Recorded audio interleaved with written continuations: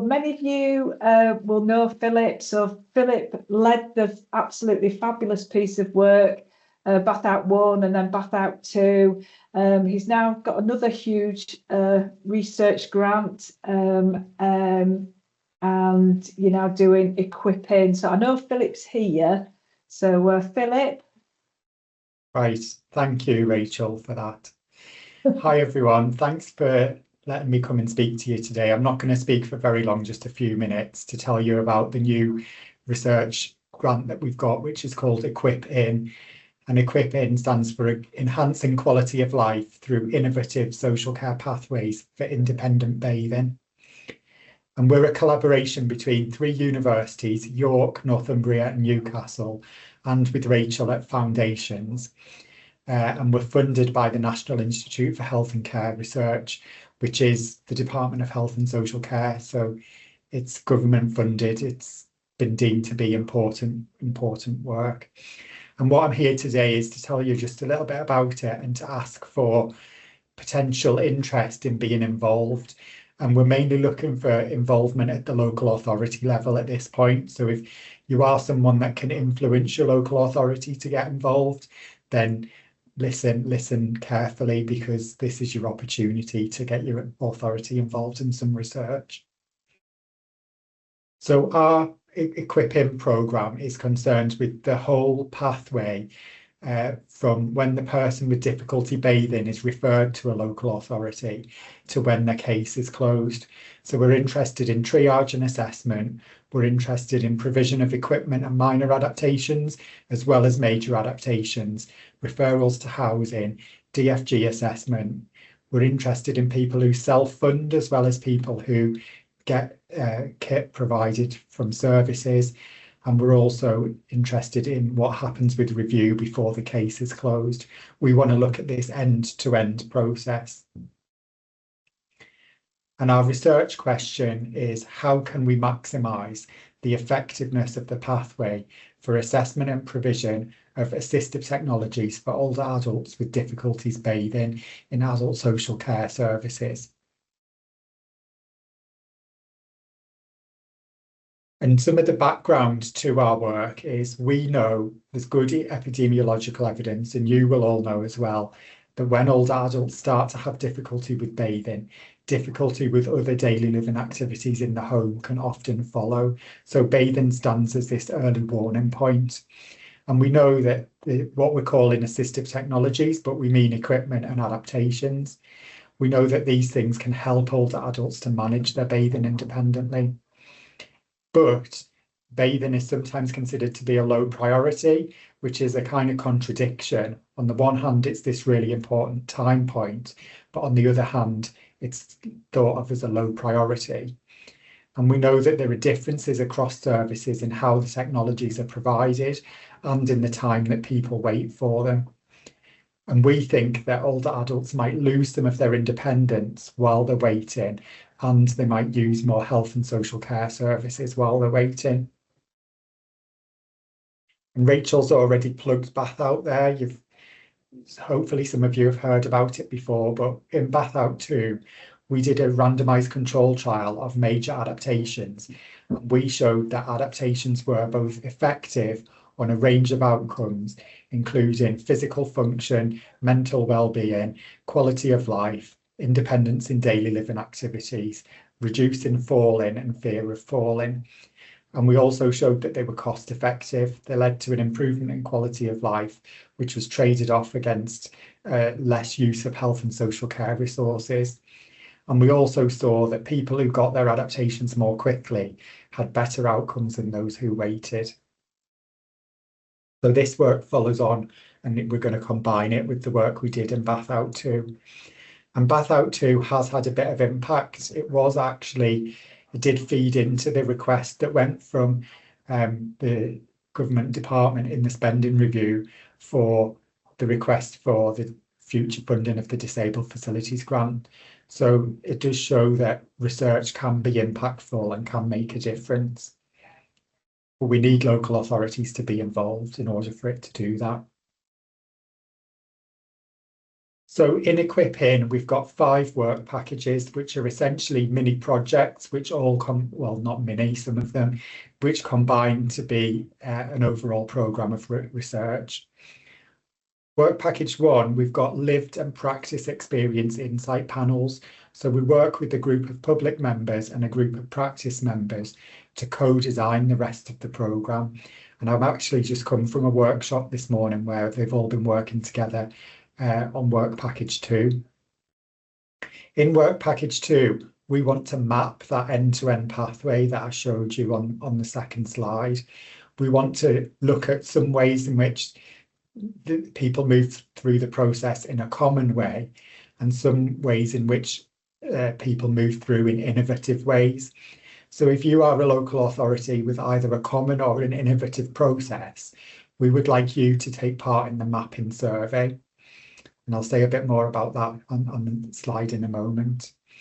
We're also doing some in-depth interviews with people using services to look at their experiences. Work package 3 is our big cohort study. We're going to recruit 430 older adults into this study and follow them over 12 to 24 months before and after they have their equipment or adaptations. And we're going to use the same outcomes and the same economic measures that we used in Bath Out 2. So we should then be able to say more about the whole pathway, more about equipment, and more about minor and major adaptations than we've been able to say already. Work package 4 is we're doing some more detailed economic work, which is a budget impact analysis and a multi-criteria decision analysis. So this will help the commissioners make decisions about future funding of adaptations and equipment.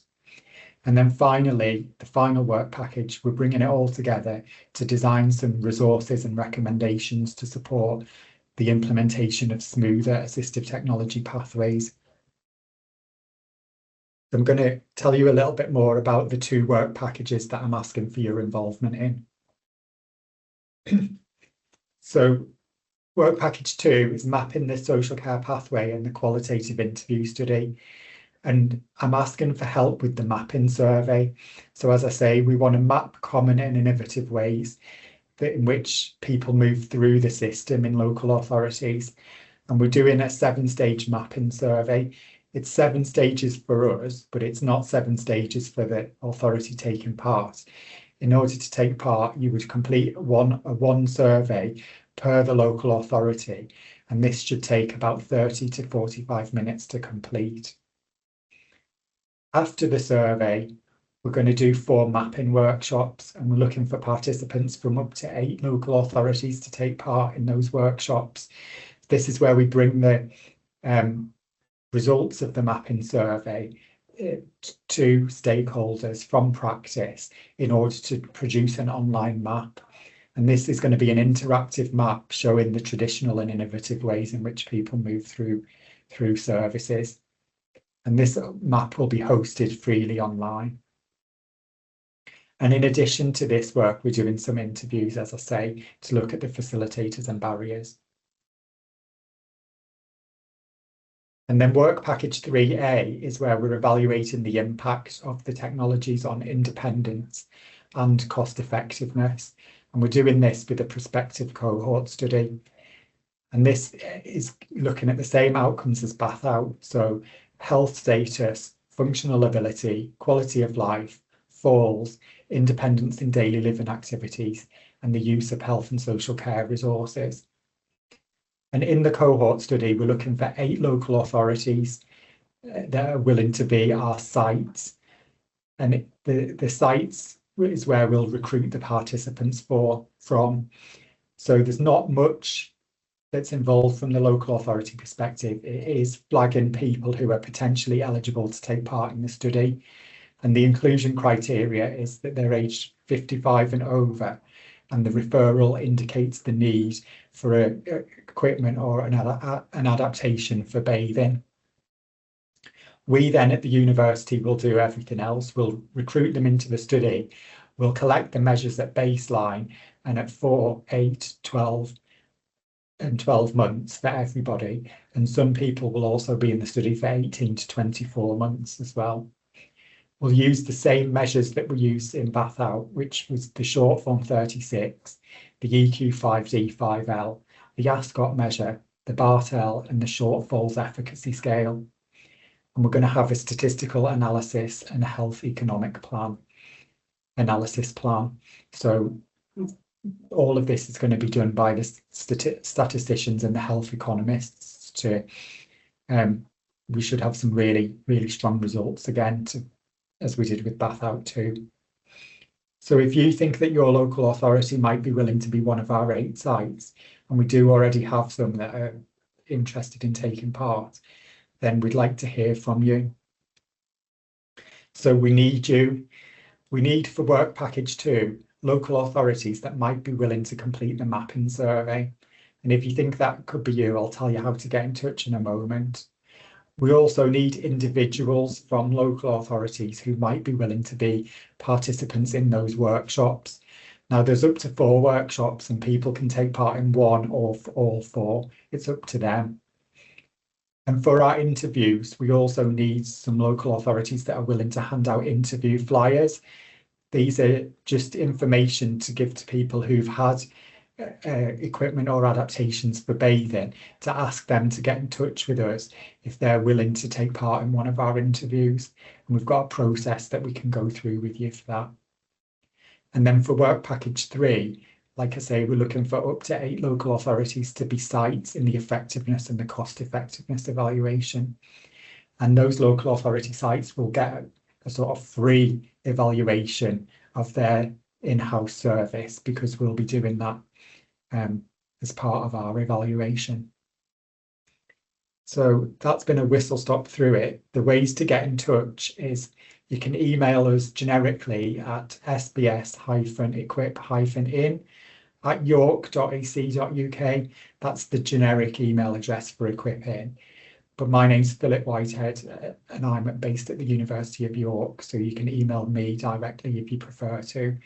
But either of those email addresses, we can give you more information about what's involved in any or all of those parts of the study.